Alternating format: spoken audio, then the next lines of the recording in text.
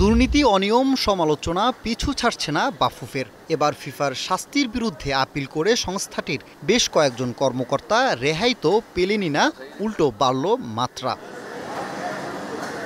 দুর্নীতি অনিয়ম নিয়ে প্রথম অভিযোগ ওঠে গেল বছর 2017 সাল থেকে 2020 সাল পর্যন্ত 4টি খাতে ফিফার ফান্ডের অর্থ অপব্যবহার করেন বাফুফের সাবেক সাধারণ সম্পাদক আবু নাইম সোহাগ। যেখানে আবাসিক ক্যাম্প ও জাতীয় ফুটবল দলের জন্য ক্রীড়া সামগ্রী কেনার সিদ্ধান্ত নেয় বাফুফে।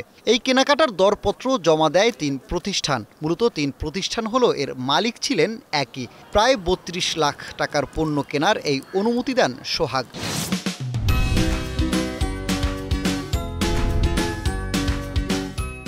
এছাড়া প্রায় 15 লাখ টাকায় 400 ফুটবল, 21 লাখের বেশি টাকায় বিমানের টিকিট ও 1.5 লাখ টাকায় ঘাস কাটার মেশিন কিনতে দরপত্রেরও অনুমতি দেন বাফুফের সাবেক এই কর্তা।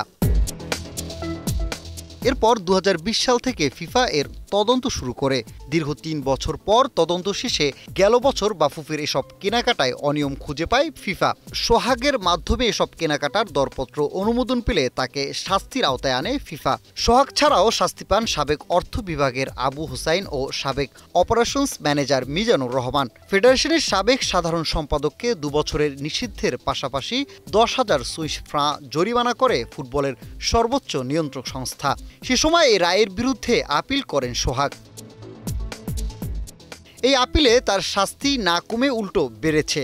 আর এবার শুধু সোহাগই নন, শাস্তির আওতায় এলেন বাফুফের সিনিয়র সহ সভাপতি সালাম মুর্শিদিও। মূলত ফিফার আর্টিকেল 14 ভেঙেছেন বাফুফের শীর্ষ এই কর্তা। তার দায়িত্বে অবহেলার প্রমাণ পেয়েছে ফিফা। তবে তাকে কোনো ধরনের নিষেধাজ্ঞা না দিয়ে 10,000 সুইস ফ্রাঁ জরিমানা করা হয়েছে। একই সাথে ফিফার আর্টিকেল 14, 16, 25 ধারা ভাঙার দায়ে সাবেক সাধারণ সম্পাদক আবু নাইম সোহাগ, সাবেক অর্থ বিভাগের প্রধান আবু হোসাইন ও সাবেক অপারেশনস ম্যানেজার মিজানুর রহমানকে আর্থিক জরিমানা সহ বিভিন্ন মেয়াদে শাস্তি বাড়িয়েছে FIFA.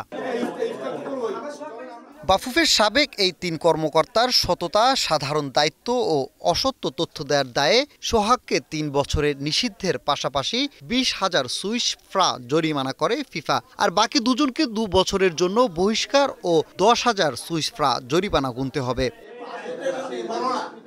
বাফুফের store officer Imrul Hasan শরীফকে শুধুমাত্র সতর্ক করে ছেড়ে দেওয়া হয়েছে। সানিম রিধা, এখন, ঢাকা।